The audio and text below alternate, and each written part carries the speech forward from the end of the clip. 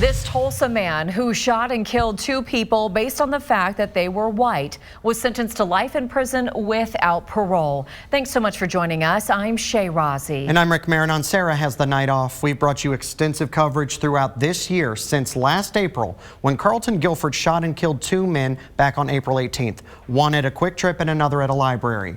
Fox 23's John Acebus was in the courtroom for the sentencing and joins us live. John, you actually spoke with the mother of one of those victims.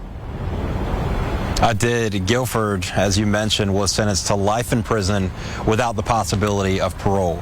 He shot and killed London Hathcock at the Rudisill Library. Today, London Hathcock's mother spoke and read an impact statement as Guilford sat there with four other inmates listening to that impact statement for the entirety, if not most of that time. He kept his eyes down to the ground, not looking at her. The mother says she forgives him but leaves the judgment to God, while District Attorney Steve Kunzweiler had some harsher words. You come here. Yeah, I did that. I did that. There you go. You got it. The shooting and everything? Yeah.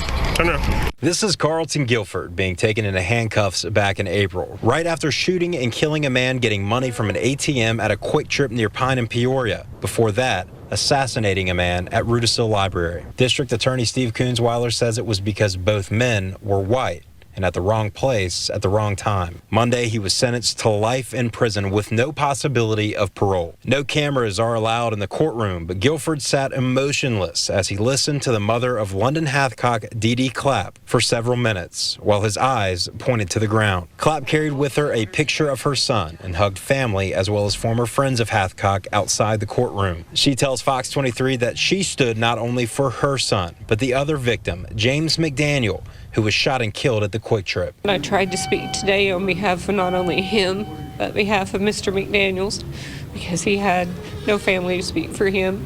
We should all be able to live in a world where we could go to a library and sit down, where we could go to an ATM and get money out of a Quick Trip and not have to worry about someone shooting us in the back of the head. Again, Guilford was sentenced to life without the possibility of parole on 2 counts of first-degree murder. Upon his request, he immediately today will be transferred to prison. Now, we'll also hear tonight at 9 from District Attorney Steve Kunzweiler, who in effect, after that impact statement, was watching Guilford the whole time and basically looked at him and said, hey, you weren't listening. Get this guy out of here. That's almost a direct quote. We'll also hear from the mother of London Hathcock about why she felt it was so important to speak for the other victim. Covering news that matters, John Acebus, Fox 23 News.